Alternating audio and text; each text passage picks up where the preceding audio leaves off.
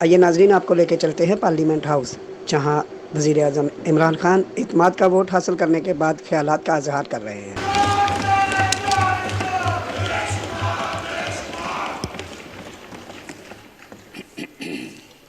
Prime minister جناب عمران خان۔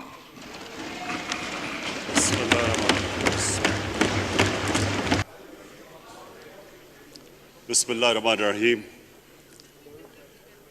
ایاک نعبد و ایاک نستعین۔ میں سب سے پہلے اپنی الائڈ پارٹیز، اپنے اتحادیوں کا دل سے شکریہ ادا کرتا ہوں کہ ابھی بھی اور ہر مشکل وقت میں جس طرح آپ میرے ساتھ کھڑے رہے ہیں، آپ کا بہت بہت شکریہ۔ میں اپنے پارلیمنٹیرینز، اپنی ٹیم کا، میں آپ کا شکریہ ادا اس طرح کرتا ہوں کہ میں نے جو آپ کی کل شام کو جو آپ کے حالات دیکھے تو مجھے یہ احساس ہوا کہ آپ سب کو بڑے دل سے تکلیف تھی کہ جو ہمارا وہ سینٹ کا یہ ادھر حفیظ شیخ کے الیکشن میں جب ہارے ہیں، تو میں جو آپ سب کو دیکھا تو مجھے بڑا اچھا لگا۔ مجھے ایک ٹیم آپ میں نظر آئی، اور انشاءاللہ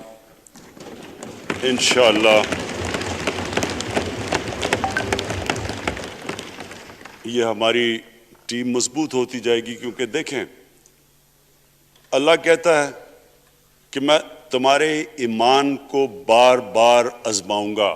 اللہ قرآن شریف میں ہمیں کہتا ہے۔ وہ کیوں کہتا ہے؟ وہ آپ کے ایمان کو آزماتا ہے مضبوط کرنے کے لیے۔ جب آپ ایک مشکل وقت سے نکلتے ہیں آپ اور مضبوط ہو جاتے ہیں۔ اللہ نے ایک انسان کو ایک ایسا اس کا جو سب سے بڑی جو اس کی مخلوق ہے، اشرف المخلوقات، اس کو جو اللہ نے بنایا ہے، اس کے اندر اس نے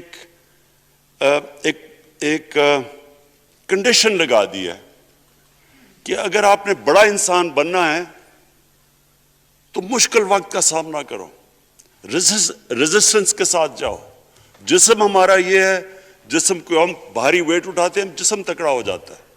ذہن کو جتنا ہم آزمائیں گے اور آزمائشوں میں ڈالیں گے، سب سے بڑا جو پاور ہاؤس ہے وہ ہمارا ذہن ہے، وہ اور تکڑا ہو جاتا ہے، انسان تکڑا ہو جاتا ہے۔ پارٹی بھی تب تکڑی ہوتی ہے جب وہ مشکل وقت سے نکلتی ہے۔ آپ نے کسی کو تباہ کرنا ہے تو اس کو آرام کی زندگی دے دو، وہ تباہ ہو جاتا ہے، ڈکے کر جاتا ہے انسان۔ تو میں اپنی پارٹی کو آج خراج تحسین پیش کرتا ہوں کہ آپ اس مشکل وقت سے نکلے۔ بڑے مجھے انڈیویجول ایم این ایز کا پتہ ہے کہ انہوں نے کتنی کوشش کی یہاں پہنچنے کے لیے، آج اس ووٹ کے لیے۔ تو میں اور مجھے کئیوں کی طبیعت بھی ٹھیک نہیں تھی، تو میں آپ سب کا آج شکریہ ادا کرتا ہوں۔ آج میں اپنی پارلیمنٹری پارٹی کے ساتھ بھی، اور جو میری عوام آج یہ دیکھ رہی ہے، میں اس کے سامنے جو بات رکھنا چاہتا ہوں وہ یہ کہ دیکھیں، ہمیں یہ کبھی بھولنا نہیں چاہیے کہ یہ پاکستان کیوں بنا تھا۔ وہ ایک انگریزی کا ایک فریز ہے کہ نیشنز وداؤٹ ویژن ڈائی۔ قوم کا جب اپنا مقصد اپنے نظریے سے پیچھے ہٹتی ہے، مر جاتی ہے قوم۔ قوم میں کسی مقصد کے لیے بنتی ہے۔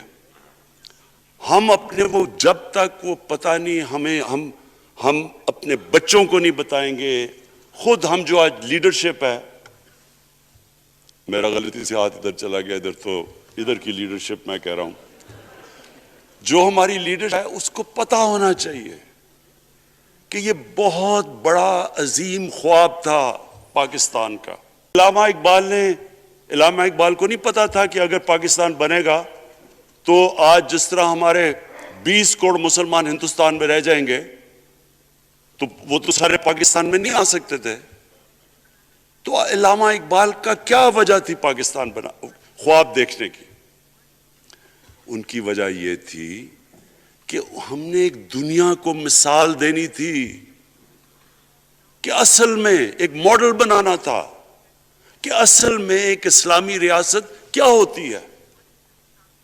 اور وہ بیس کس کے اوپر کر رہے تھے پاکستان کی اسلامی فلاحی ریاست جو ہماری آبجیکٹو ریزولوشن میں ہے؟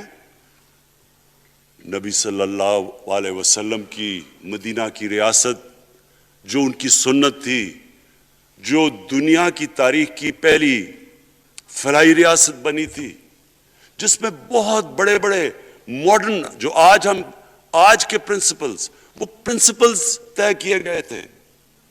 وہ ریاست بنی تھی اور وہ ریاست ایک ماڈل ایسا تھا کہ اس کے بعد ایک جن کو کوئی جانتا ہی نہیں تھا، ایک قوم، ایک عرب قبیلوں میں تقسیم ہوئی قوم جس کی حیثیت ہی کوئی نہیں تھی، ان اصولوں کے اوپر چلتے ہوئے یہ دنیا کی تاریخ کا معجزہ ہے جو ہوا اس کے بعد. یہ میں نے شفقت محمود کو کہا بھی ہے کہ ہمارے بچوں کو ہر سکول، چاہے وہ انگلش میڈیم، چاہے اردو میڈیم، چاہے دینی مدرسے، سب کو 8، 7، 8 اور 9 کلاسز میں باقاعدہ سبجیکٹ پڑھائیں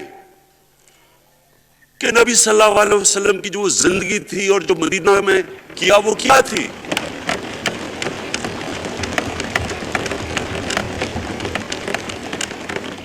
تاکہ ان کو پتہ چلے کہ اس ملک کا مقصد کیا تھا. بڑے لوگ جو پاکستان نہیں چاہتے تھے وہ کیا کہتے تھے؟ وہ کہتے تھے کہ پاکستان تو بن گیا تو آپ نے جو مسلمان ہندوستان میں رہ گئے ان کو اپنے سیکنڈ کلاس سٹیزن بنا کے چھوڑ دیا ہے. آج بیچارے مسلمانوں سے کیا ہو رہا ہے وہاں؟ تو وہ لوگ کہتے ہیں کہ اگر پاکستان نہ بنتا تو مسلمانوں کی زیادہ طاقت ہونی تھی. ایک ہندوستان میں اس طرح مسلمانوں کا برا حال نہیں ہونا تھا جو آج ہے. یہ ایک آرگیومنٹ دی جاتی ہے.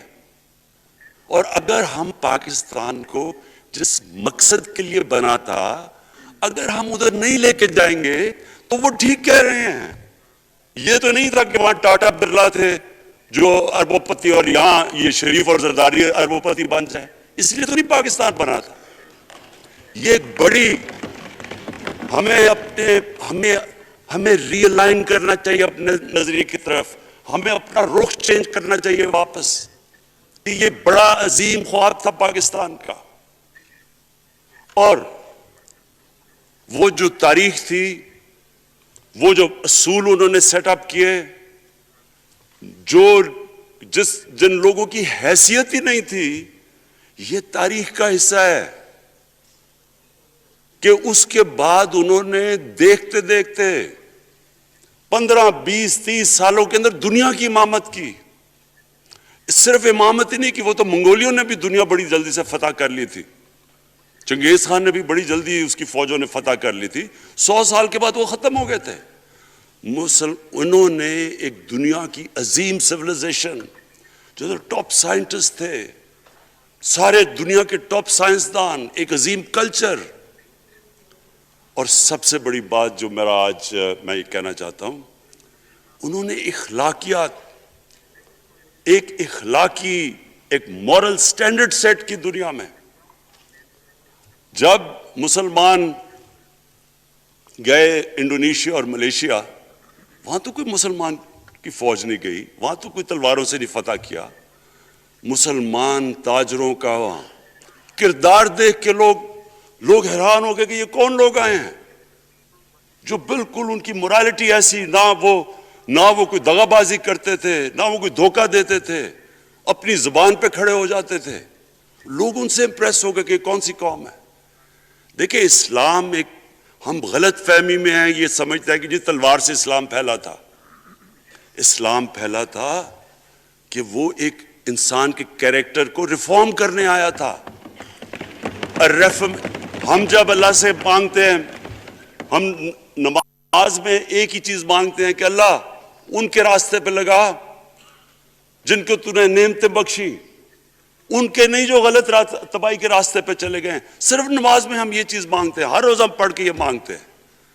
یہ دو راستے ہیں، ایک ہے تباہی کا راستہ، ایک ہے عظمت کا راستہ۔ نعمتیں کس کو بخشیں؟ اللہ کے پیغمبروں کو، اور جو دنیا کا سب سے عظیم انسان، جو دنیا کا سب سے عظیم لیڈر، جس کو اللہ نے سب سے زیادہ نعمتیں بخشیں، ہمارے نبی صلی اللہ علیہ وسلم۔ نہ کبھی اس طرح کا انسان آیا، نہ کبھی آ سکتا ہے۔ تو ہمیں راستہ بتایا کہ ایک ان کا راستہ ہے اور ایک دوسرا راستہ ہے، تباہی کا راستہ ہے۔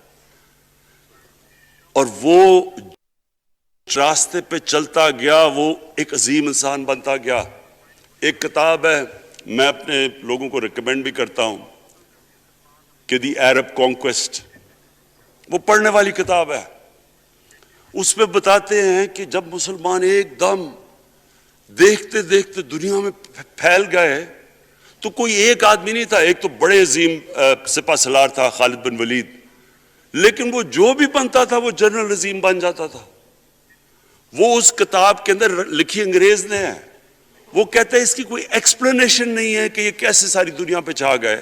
نہ ان کے پاس کوئی لیٹسٹ ویپنز تھے، ایک طرف رومنز تھے، دوسری طرف پرشینز تھے، وہ تو سپر پاورز تھے، ہتھیار تو ان کے پاس تھے۔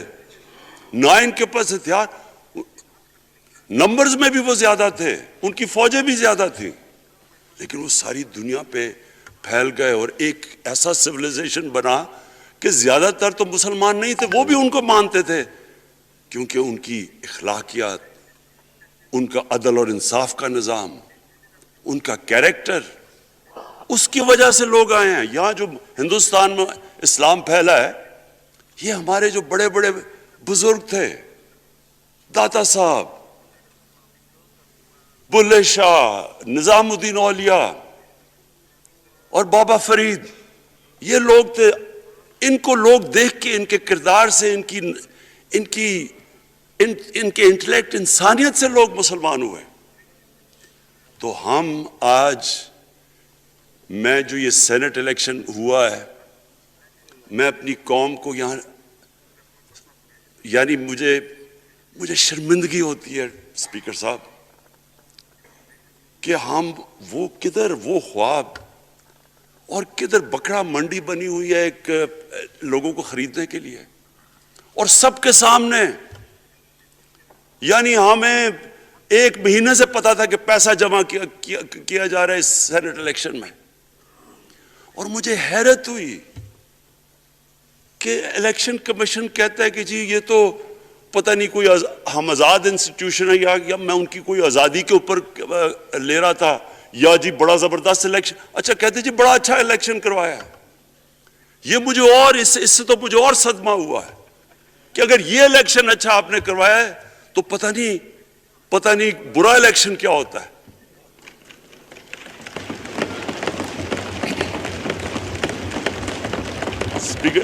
اسپیکر صاحب، یہ دیکھیں، مجھے یہ افسوس یہ ہوتا ہے کہ ہم ایک چیز سمجھتے نہیں ہیں۔ ہم کہتے ہیں نا جی ہمارے معاشی حالات بہت برے ہیں۔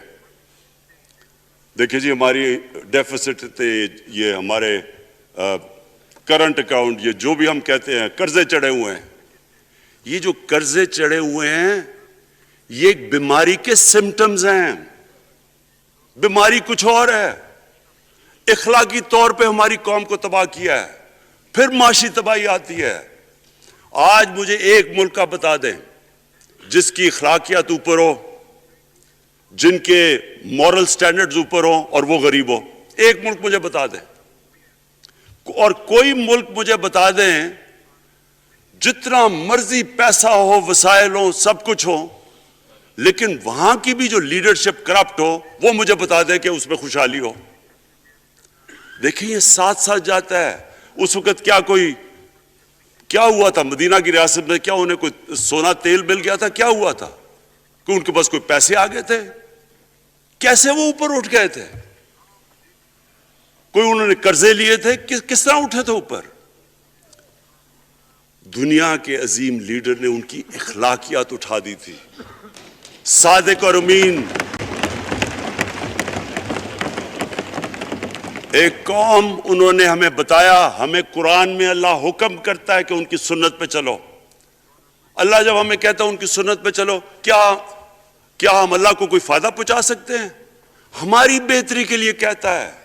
قرآن شریف میں سب کچھ ہماری بہتری کے لیے اللہ نے, یہ تمہارے لیے بک آف گائیڈنس ہے ہمیشہ کے لیے, اور یہ ہماری بہتری کے لیے ہے. تو وہ جب ہمیں کہتا ہے کہ نبی صلی اللہ علیہ وسلم کے راستے پہ چلو, وہ ہماری بہتری کے لیے کہتا ہے.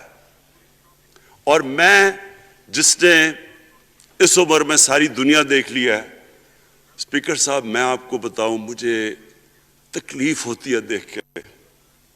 جب میں یہ مغربی ملکوں میں جاتا ہوں, اسکینڈینیویا میں, سوئٹزرلینڈ میں, آپ وہاں کے اخلاقی سٹینڈرڈز دیکھیں, ان کی مورل سٹینڈنگز دیکھیں, شرم آئے گی آپ کو کہ جو ہمارے ملک میں ہو رہا ہے. اور یہ جو سینٹ کا الیکشن ہوا ہے, آپ کو افسوس ہوگا کہ ہم وہ کس کی امت ہیں, ہم کس کی امت ہیں, کس کے نام پہ پاکستان کا مطلب کیا, لا الہ الا اللہ, اس پہ یہ ہمارا ملک بنا تھا.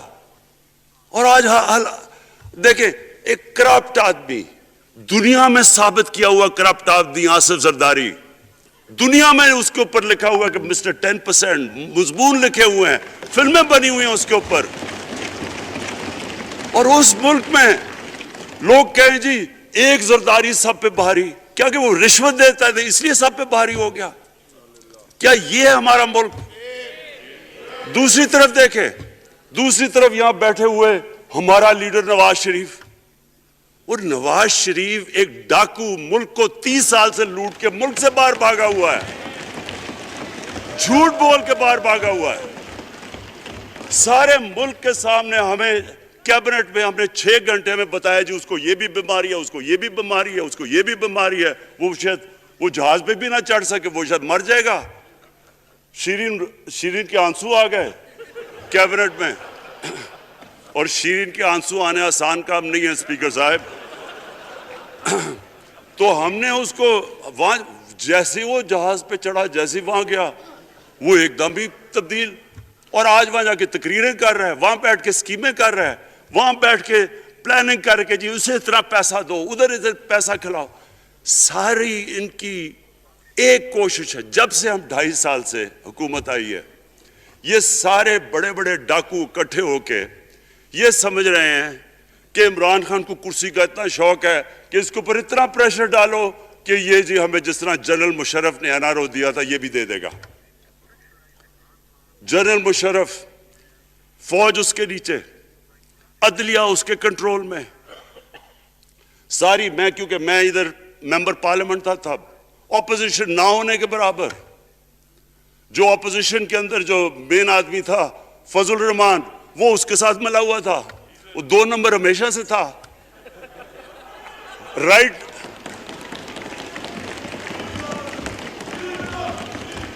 اور وہ آدمی جس کے پیچھے امریکہ ان کی جنگ لڑ رہا تھا, سب کچھ وہ ان کے پریشر میں آ کے ان دونوں کو NRO دیا. اور اتنا بڑا اس ملک کے اوپر اس نے جرم کیا ہے. ان دونوں نے آ کے NRO لے کے دونوں ہاتھوں سے ملک لوٹا. اس کے بعد دونوں نے اس ملک کے اوپر 4 گنا زیادہ قرضہ چڑھایا. اسپیکر صاحب, 6,000 ارب سے ہمارا قرضہ جو ٹوٹل لائبلٹیز 30,000 ارب پہ پہنچا دی. آج ہمارے اوپر کیا مسئلہ ہے؟ ہمیں یہ قرضوں کی قسطیں دیتے ہوئے بیچارے لوگوں کے اوپر بوجھ ڈالنا پڑتا ہے. یہ جو مہنگائی ہے اس کے بعد میں بعد میں بات کرتا ہوں, لیکن میں پہلے یہ بات کمپلیٹ کر لوں کہ دیکھیں اسپیکر صاحب, میں یہ 2.5 سال سے تماشے دیکھ رہا ہوں. یہاں پہلے دن پرائم منسٹر بن کے پرائم منسٹر تقریر کرنے جا رہا ہے, کھڑے ہو کے تقریر نہیں کرنے دی. کیوں تقریر نہیں کرنے دی؟ کیونکہ ان کو پہلے دن سے ڈر تھا کہ یہ ہمارے جو کرپشن کے کیسز یہ معاف نہیں کرے گا. کرپشن کے کیسز ہم نے نہیں بنائے تھے اسپیکر صاحب, یہ سارے ان کے دور کے کیسز بنے ہوئے ان کے اوپر. آپس میں تو ان کا مکا تھا, اپنا نیب کا چیئرمین, آپس میں مل کے کیسز ان کے بند کر رہا ہے. عدلیہ اس وقت کی عدلیہ وہ ان کے ہاتھ میں تھی. ان کو تو مسئلہ ہی کوئی نہیں تھا. وہاں $60 ملین آصف زرداری کا سوئٹزرلینڈ میں پڑا ہوا ہے. وہ جج کہہ رہا ہے کہ واپس لے کے آؤ. وہ یوسف رضا گیلانی جو یہاں سے سینیٹر بنا ہے, وہ پاکستان کا $60 ملین پڑا ہوا ہے سوئٹزرلینڈ میں. وہ جج کہہ رہا ہے کہ واپس لے کے آؤ. وہ کہتا نہیں جی میں نہیں خط لکھتا. بھئی آپ کے باپ کا پیسہ تھا, پاکستانی قوم کا پیسہ تھا. اس کے اوپر وہ ڈسکوالیفائی ہو جاتا ہے. وہ ایسے پھر ہے جس طرح نیلسن منڈیلا کہیں ڈسکوالیفائی ہو گیا. اسپیکر صاحب, میں یہ چیزیں آپ کو اس لیے بتا رہا ہوں, میں تو ان کو 30 سال سے جانتا ہوں. دیکھیں, جب تک ہم اس ملک میں اپنی اخلاقیات ٹھیک نہیں کریں گے, مورل سٹینڈرڈز ٹھیک نہیں کریں گے, جب اس طرح کے الیکشن ہوں گے کہ کھل کے پیسہ چل رہا ہے اور ہم کہیں گے نہیں جی وہ پٹواری کیوں پیسے لیتا ہے, تو وہ تھانے دار کیوں پیسے لیتا ہے, وہ سرکاری نوکر, وہ تو بیچارہ جو نچلا طبقہ ہے وہ تو واقعی جس طرح شیخ رشید نے کہا ہے, مہنگائی جو بڑی ہے بیچارے لوگوں کی تنخواہ میں گزارا نہیں ہو رہا. ان کو ہم کہہ رہے ہیں کہ آپ بالکل ایماندار بنیں. اور یہ جن کا اتنا ان کے پاس پیسہ ہے اسپیکر صاحب, میں آپ کو یقین سے کہتا ہوں ان کو خود نہیں پتا کہ ان کا کتنا پیسہ باہر پڑا ہے. اتنے 30 سال سے چوری کر رہے ہیں یہ پیسہ, اور 30 سال سے پیسہ چوری کر کے اب ان کی کوشش یہ ہے کہ عمران خان کے اوپر پریشر ڈالو سارے چور مل کے کہ جی کبھی ہم گورنمنٹ گرا دیں گے, کبھی ہم وہ نکلاتے ہیں. وہ آپ سوچیں فیٹف کے اوپر, اب فیٹف ہماری وجہ سے تو نہیں فیٹف پہ ہم گرے لسٹ میں آئے, یہ تو نون لیگ کے دور میں گرے لسٹ میں آئے ہیں. اب اگر فیٹف کی بلیک لسٹ میں پاکستان جاتا ہے تو یہاں سب کو پتا ہے کہ سینکشنز لگ جائیں گی. تو آگے مشکل سے ہم نے اکانومی کو سٹیبلائز کیا, مشکل سے. اگر بلیک لسٹ میں جاتا ہے تو اکانومی سیدھی نیچے. آج جو لوگوں کو مشکل پڑی ہوئی ہے, اور مشکل پڑی ہوئی ہے ہمارے لوگوں کو مہنگائی کی, اس کی وجہ یہ ہے کہ ہمارا روپیہ جو تھا تقریباً 107 روپے کا, آج 160 روپے کا. تو جب روپیہ گرتا ہے تو ساری چیزیں باہر سے مہنگی ہو جاتی ہیں, پٹرول, ڈیزل, بجلی. اب بجلی کی آدھی بجلی ان سے باقی ڈالر کانٹریکٹس کے اوپر بجلی کے کانٹریکٹ سائن کیے ہوئے ہیں, وہ سب کچھ باہر سے. دالیں مہنگی, جو چیز باہر سے امپورٹ کرتے ہیں, گھی مہنگا, ساری چیزیں مہنگی ہو جاتی ہیں. تو یہ سوچ لیں کہ اگر ہمارے اوپر سینکشنز لگ جائیں, اگر ہمارے اوپر فیٹف کی سینکشنز لگ جاتی تو یہ تو آپ تو سوچ ہی نہیں سکتے کہ یہ ملک میں کیا حال ہونا تھا. تو ہم اپنے ملک کے لیے فیٹف کی ریکوائرمنٹ پر لیجسلیشن کروا رہے ہیں, اور انہوں نے جناب اتنا بڑا وہ ذرا پکڑا, اتنا بڑا وہ لا دیا جی, اتنا بڑا جی, یہ 34 شکیں چینج کر دیں نیب میں. اب نیب کا فیٹف سے کیا تعلق ہے؟ انہوں نے سمجھا کہ اب عمران خان قابو آ گیا, اب تو یہ ڈر کے فیٹف کی بلیک لسٹ سے اب تو جناب ہمیں یہ 34 شکیں سائن کر کے تو نیب کو ختم کر دے گا. مطلب یہ کہ صرف ان کی چوری کے کیسز ختم ہو جائے, بس 1 پوائنٹ ایجنڈا ان کا. اور میں نے آپ کو پہلے دن یہاں سے کہا تھا, پہلے دن یہاں کھڑے ہو کے میں نے کہا تھا کہ ان کا صرف 1 پوائنٹ ایجنڈا. میں ان کو جانتا ہوں, جب یہ سارے اپوزیشن میں میرے ساتھ تھے. ان کا صرف ایک خوف ہے کہ یہ NRO نہیں دے گا, لہٰذا اس کو اتنا بلیک میل کرو. اور اب فیٹف کے اوپر تو یہ پھنس گیا ہے, تو اب اس سے لے لو, اس سے کنسیشن لے لو تاکہ نیب ختم ہو جائے. اب سوچیں, کیا ان کو ملک کا فکر ہے؟ کیا ان کو نہیں پتا تھا کہ کیا ہونا ہے اگر فیٹف کی بلیک لسٹ پہ چلے جاتے ہیں؟ اس کے بعد انہوں نے جلسے کرنے کی کوشش کی, بڑا جی پبلک نکالیں گے ہم, مینار پاکستان کے اندر جلسہ.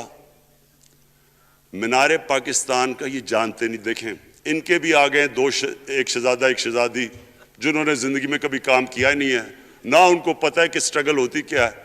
جناب مینار پاکستان خود ہی اخباروں کے اندر اپنے آپ کو پیسے خرچ کر کے اخباروں میں ذرا نمایاں کر کے جناب انہوں نے مینار پاکستان میں جلسہ کر لیا. اب میں تو جانتا ہوں مینار پاکستان, اور میں تو اپنے لاہور کو بھی جانتا ہوں, میں تو اپنے لاہور شہر کو بھی جانتا ہوں. وہ لاہور شہر ملک کا کوئی پیسہ چوری کیا ہو اس کے خلاف تو نکلائے گا، لیکن بڑے بڑے ڈاکو اگر وہ سمجھ رہے ہیں کہ اپنی چوری بچانے کے لیے لاہور شہر کو نکالیں گے تو وہی ہوا جو ان کے ساتھ مینار پاکستان میں ہوا۔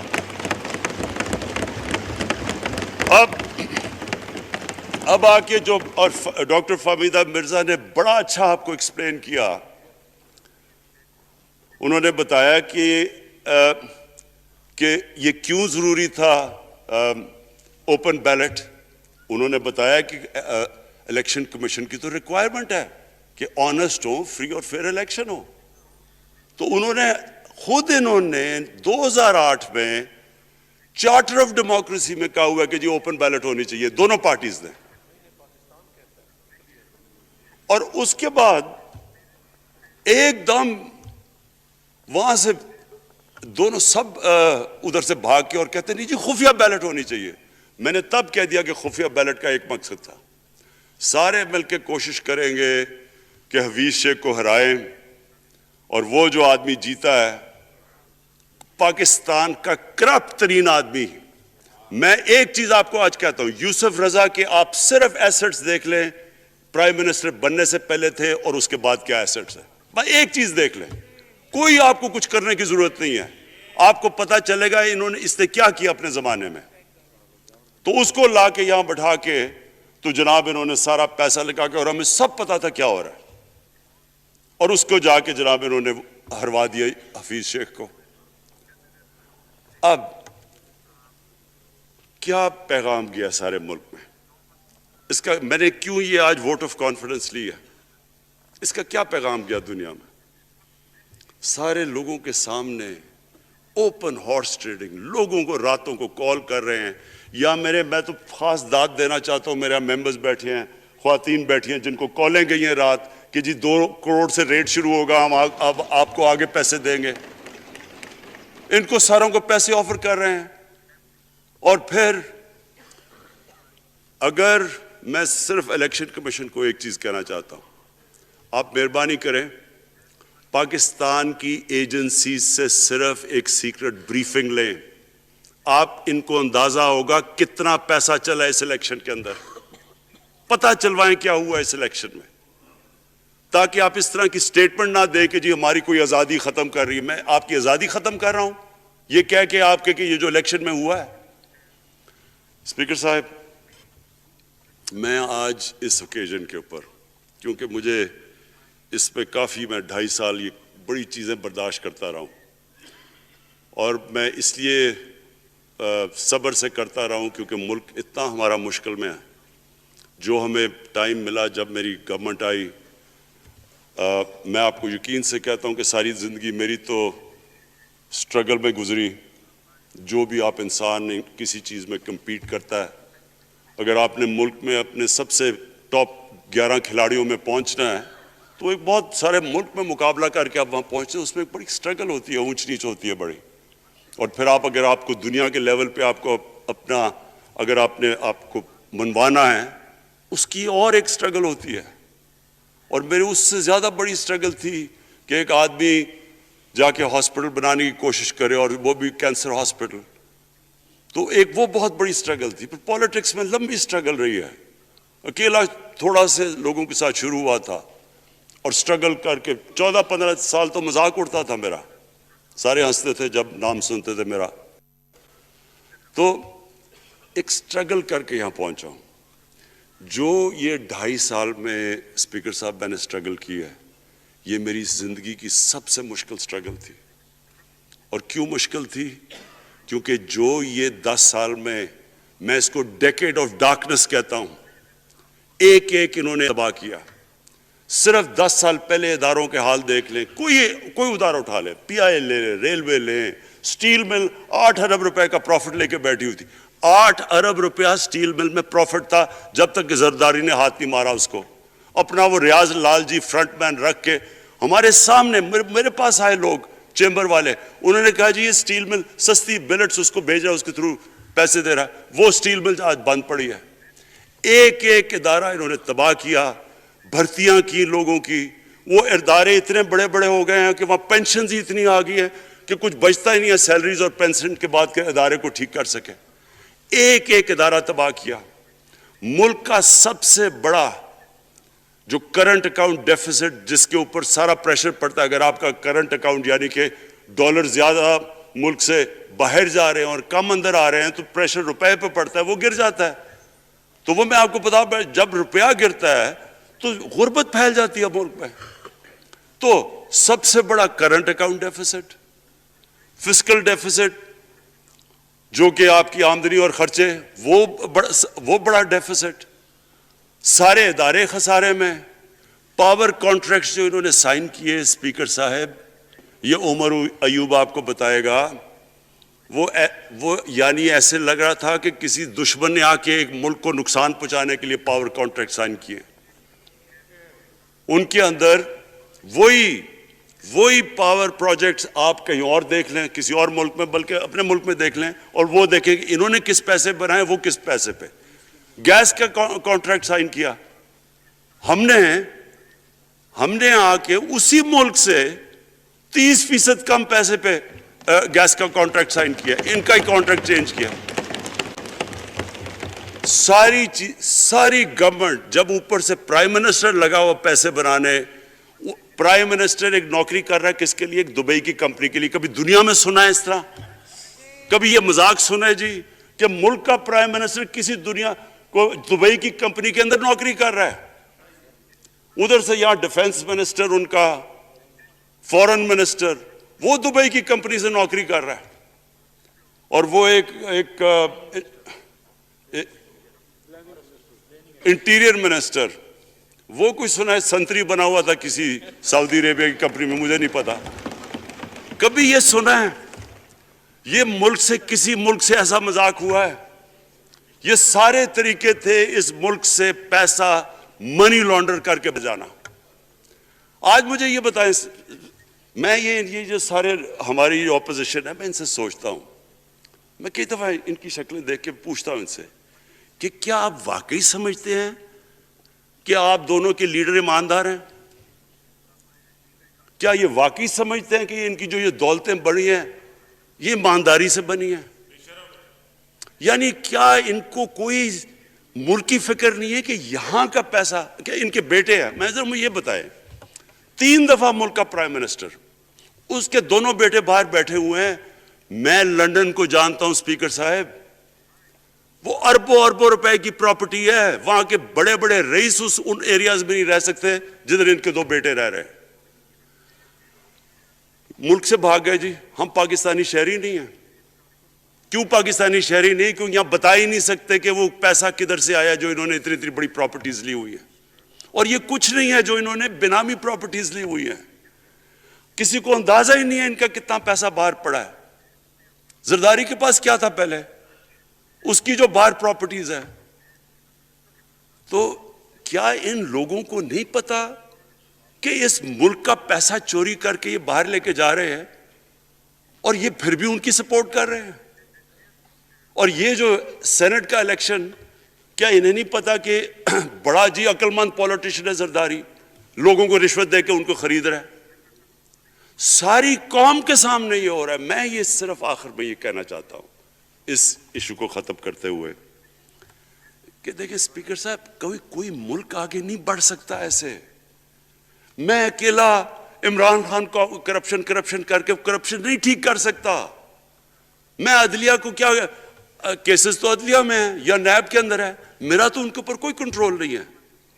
میں آج پاکستان کی عدلیہ کو اور نیب کو, جو آپ کو میری گورنمنٹ سے مدد چاہیے کنوکشنز کرنے کے لیے, ساری چیزیں ایک طرف, یہ اس ملک کا سب سے بڑا مسئلہ ہے. جب تک آپ لوگوں کو سزا ہی نہیں دیں گے,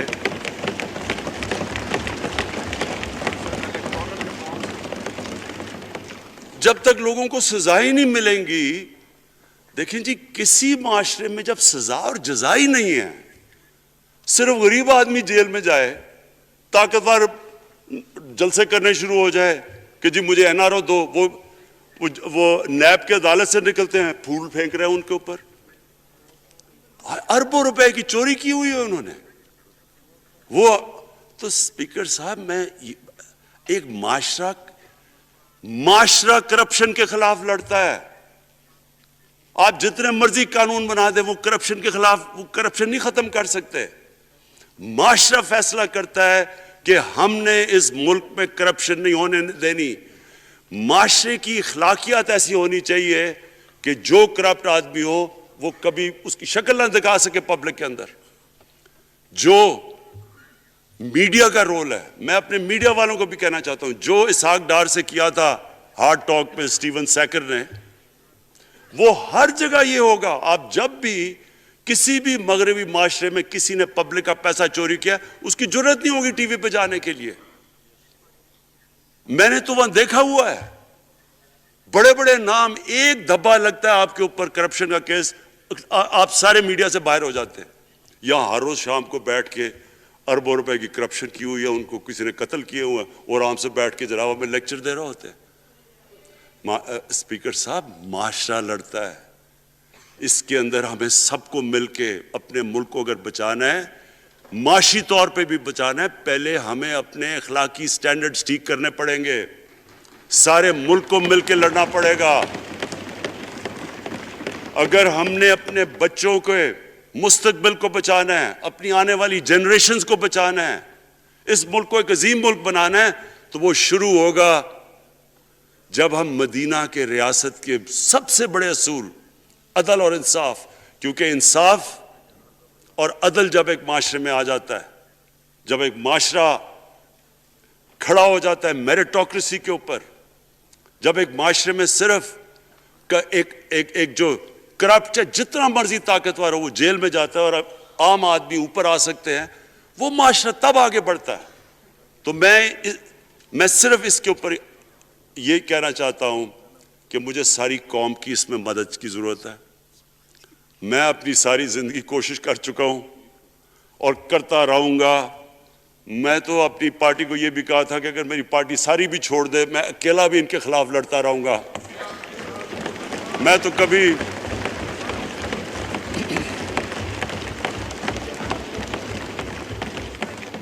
اسپیکر صاحب آخری گیند تک لڑنے والا کیپٹن تھا, آخری گیند تک لڑوں گا, وہ تو کبھی میں ہار مانوں گا نہیں. لیکن یہ وقت آ گیا ہے کہ ملک کو اپنے آپ کو بچانا ہے, آنے والی جنریشنز کو ہم نے بچانا ہے. ہم تب تک نہیں کر سکتے انفارچونیٹلی جب تک ہم سب مل کے فیصلہ کریں کہ یہ جو اوپر بیٹھے ہوئے ہیں جنہوں نے 30 سال سے ملک کو چوری کر رہے ہیں, ان کو ہم بجائے وہ صحافی جا کے کہہ رہے ہیں جی ہائی کورٹ کے اندر کہ جی اس کو تقریر کرنی دینی ہے, وہ نیلسن منڈیلا جو باہر بیٹھا وہ تقریر کرنا چاہیے جی, پتہ نہیں عوام کو سننا چاہیے کہ وہ یہاں سے بھاگا کیسے, اس کے پیسے کیسے. یعنی کہ میں حیران ہو گیا تب. اور اب اسپیکر صاحب میں صرف مختصر بات کر دوں آگے کی. دیکھیں, پاکستان ایک مشکل وقت سے نکل کے اب ہم ایک سٹیبل اور آگے بڑھنے کے سٹیج پہ آ گئے. ہماری اللہ کا شکر ہے, جو سب سے مشکل چیز ہوتی ہے کرنٹ اکاؤنٹ, بڑی دیر 17 سال کے بعد 5 مہینے پاکستان کا جو کرنٹ اکاؤنٹ ہے وہ سرپلس پہ چلا گیا. یعنی ہمارے جتنے ملک میں ڈالرز آ رہے ہیں اور جتنے باہر جا رہے ہیں, اللہ کا کرم ہے زیادہ ڈالرز آ رہے ہیں. ہمارا روپیہ خود ہی, ہم پیسے نہیں لگا رہے اس کو, خود روپیہ سٹرینگتھ گین کر رہا ہے. یہ بڑا امپورٹنٹ ٹائم ہے کہ اس وقت, اور یہ اس کے باوجود کہ اس ملک میں کرونا ہوا, ساری دنیا کی اکانومیز کرونا میں بری طرح متاثر ہوئی, اس کے باوجود اوپر والے کے کرم خاص طور پہ, اور میں کہوں گا کہ ہماری جو ٹیم تھی, ہمارا جو جس طرح ہم نے مانیٹر کیا اور جس طرح ہم نے ڈیٹا بیس گیدر کیا اور ہم نے ہر ایک چیز فالو کر کے ہم نے جیسے اپنے لوگوں کو بچایا. میں خاص طور پہ اپنی ٹیم یا اسد عمر اور ہماری جو ٹیم تھی اپنی ڈاکٹر فیصل میں ان کو خاص طور پہ خراج تحسین پیش کرتا ہوں. تو اس مشکل وقت سے بھی آپ دنیا میں دیکھیں اور جس طرح پاکستان نکلا. دیکھیں آگے ہمارا چیلنج کیا ہے. ہمارا چیلنج یہ ہے کہ ہم اپنی جو ایکسپورٹس ہیں ان کو بڑھائیں, کیونکہ صرف گروتھ ایک ہی طرح ہوتی ہے, ایکسپورٹ لیڈ.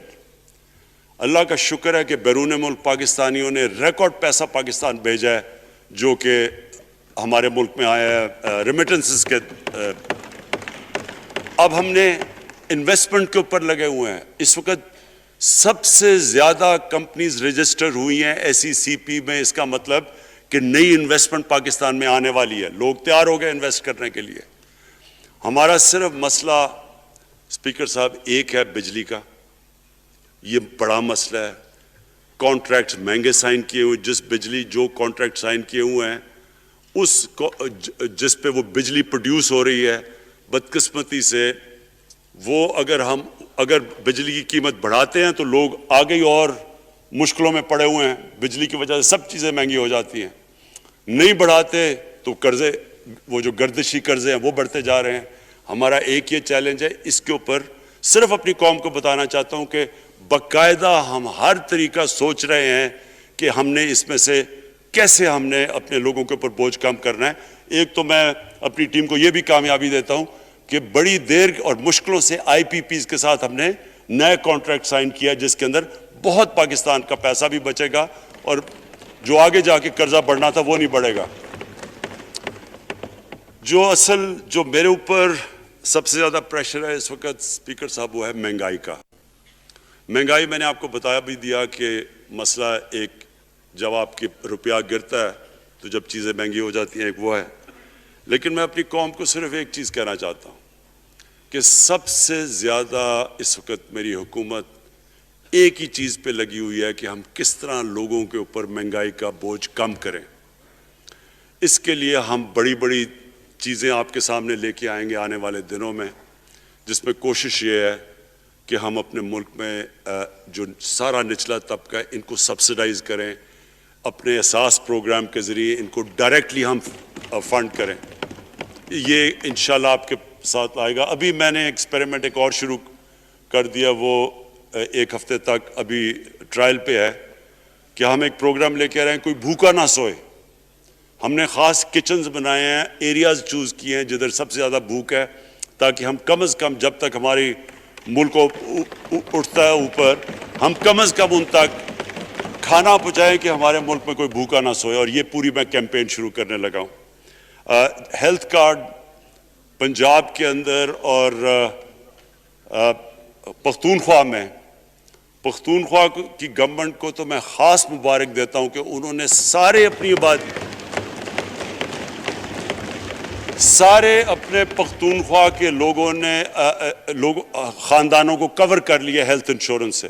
یہ بڑے بڑے امیر ملکوں میں بھی ایسا نہیں ہوتا کہ ہر ایک خاندان کے پاس 10 لاکھ روپے کی انشورنس ہوگی, کسی بھی ہسپتال میں جا کے اپنا علاج کروا سکیں.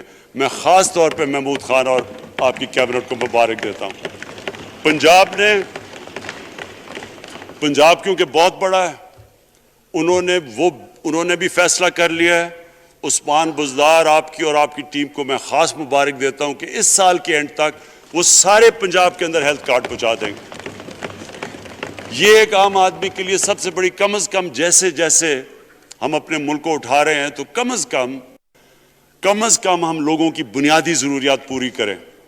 اور جو کسان ہیں جی, کسانوں کے لیے ایک بڑا زبردست پروگرام لے کے آ رہے ہیں. اس کے اوپر بھی ہم نے بڑا برین سٹارمنگ کی ہے کہ کیسے ہم کسان کی مدد کر سکتے ہیں. پرابلم تو ہمارے پاس یہ ہے نا کہ جتنا ہم پیسہ اکٹھا کرتے ہیں آدھا پیسہ قرضوں کی قسطوں پہ چلا جاتا ہے, تو پیسہ کم بچتا ہے. لیکن ہم نے فیصلہ کیا کسانوں کے اوپر ہم خاص زور دینے لگے ہیں تاکہ وہ بعد میں بات کروں گا. تو 2 چیزیں اور جی. دیکھیں, میں قوم سمجھتی ہے نا کہ اب ہم کیسے یہ جو قرضے ہمارے اوپر چڑھے ہوئے ہیں ان سے کیسے نکلنا ہے. اس سے صرف ایک ہی طریقہ نکلنے کا کہ ہم اپنے ملک میں دولت کے اندر اضافہ کریں, ویلتھ کریشن کریں. اس کے لیے ہم کیا کرنے جا رہے ہیں؟ اس کے لیے ہم نے میگا پروجیکٹس بنائے ہوئے ہیں. ایک ہے راوی سٹی لاہور, دوسرا اس وقت ایک والٹن کے اوپر ایک ہم بزنس سینٹر بنانے لگے ہیں لاہور کا, وہ بہت میگا پروجیکٹ ہے. اور پھر تیسرا جو ہے ایک جزیرہ ہے بنڈل آئلینڈ کراچی سے تھوڑے 1-2 کلومیٹر کے فاصلے پہ. ان سے یہ کیوں کرنے جا رہے ہیں؟ میں صرف لوگ سمجھیں کہ کیوں. ایک تو یہ ہمارے شہر پھیلتے جا رہے ہیں. جتنا شہر پھیلتا جائے گا نہ آپ ان کو سیوریج دے سکتے ہیں، نہ پانی دے سکتے ہیں، نہ صفائی کر سکتے ہیں. تو جو دنیا کے ماڈرن سٹیز ہیں وہ اوپر جاتے ہیں، یعنی وہ بلڈنگ اوپر جاتی ہے، بجائے اگر آپ پھیلتے جائیں تو مشکل ہو جاتا ہے سرو کرنا. تو ایک تو ماڈرن سٹیز پہلی دفعہ بنا رہے ہیں پاکستان میں اسلام آباد کے بعد. ایک وہ راوی سٹی، وہ بہت ضروری ہے. اس سے لاہور کا جو پانی نیچے جاتا جا رہا ہے وہ ہم وہاں بیراج بنا کے پانی اس کا بچانے لگے ہیں. اور دوسرا ماحولیات کے لیے وہاں ہم بہت بڑے پیمانے پہ اربن فارسٹ اور درخت اگانے لگے ہیں، کیونکہ وہاں لاہور میں بہت بڑا پرابلم ہے اس کا. وہی بنڈل آئلینڈ کا بھی مقصد یہ ہے کہ وہاں سارا سیوریج جا رہا ہے کراچی کا، اس کی سیوریج کو ٹریٹ کریں اور ایک ماڈرن سٹی بنائیں. بجائے کراچی پھیلتے پھیلتے حیدرآباد پہنچ جائے، ایک پوری اوپر سٹی بنائیں جو ایک ماڈرن سٹی ہو. تو لیکن اس کا اصل مقصد یہ ہے کہ اس سے پیسہ جنریٹ ہوگا. اربوں کھربوں روپیہ ہم جنریٹ کریں گے اور اس پیسے سے ہم پھر یہ قرضے واپس کریں گے. اور دوسری چیز، باہر سے انویسٹمنٹ آئے گی. بیرون ملک پاکستانی جو سب سے بڑا ملک کا اساس ہے، وہ باہر آ کے وہ ان کے اندر انویسٹ کرنے کے لیے تیار ہے، ان بڑے بڑے پروجیکٹس کے اندر. اور جیسے فورن ایکسچینج آئے گا، ہمارے ریزروز بڑے ہوں گے، ہمارا روپیہ سٹیبل ہوگا، اور اس سے جو ویلتھ کریشن ہوگی اس سے ہم پھر اپنے قرضے واپس کریں گے. اس کے علاوہ 50 سال کے بعد 2 بڑی ڈیمز بن رہی ہیں. پاکستان کی تاریخ میں صرف 2 بڑی ڈیمز تھی، اب یہ 2 اور بادشاہ ڈیم اور ممن ڈیم بنا رہے ہیں. یہ انشاءاللہ ان کے اوپر کام شروع ہو گیا ہے. لیکن مجھے جو آخر میں بات کہنی ہے اسپیکر صاحب وہ یہ کہ پاکستان کو آگے بڑھنے سے کوئی نہیں روک سکتا انشاءاللہ.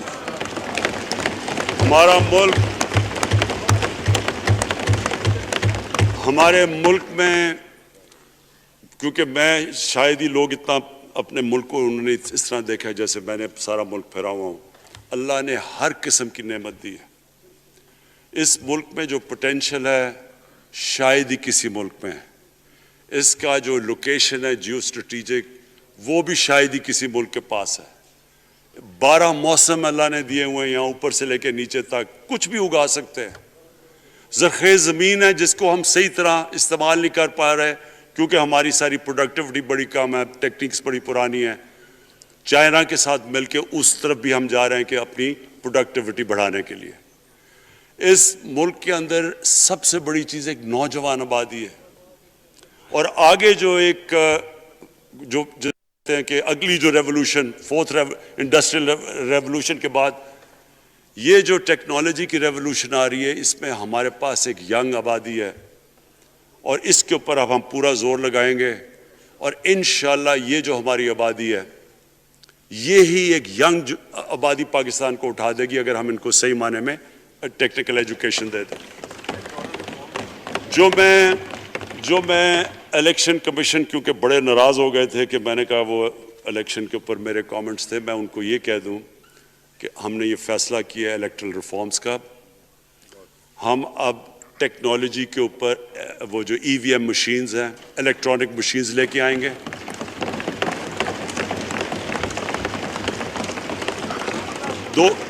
دو چیزیں کر رہے ہیں. اوورسیز پاکستانیز کے لیے اب پورے لگے ہوئے ہیں کہ اوورسیز پاکستانیز بھی ووٹ ڈال سکیں، اور دوسری چیز الیکٹرانک مشینز لے کے آ رہے ہیں. اور کیونکہ یہ الیکٹرانک مشینز کے بغیر ہمیں الیکشنز نہیں کرنے چاہیے، نہیں تو جو ہارتا ہے وہ کہتا ہے جی داندلی ہو گئی. ہم نے اس طرح کا سسٹم لے کے آ رہے ہیں کہ امریکہ کے اندر جب ڈونلڈ ٹرمپ نے کہا کہ الیکشن میں داندلی ہوئی ہے، سارے انہوں نے جب الیکشن کھولا تو ایک بھی وہ نہیں ثابت کر سکے داندلی ہوئی، کیونکہ الیکٹرانک مشینز تھی، ان کے پاس وہ سسٹم تھا.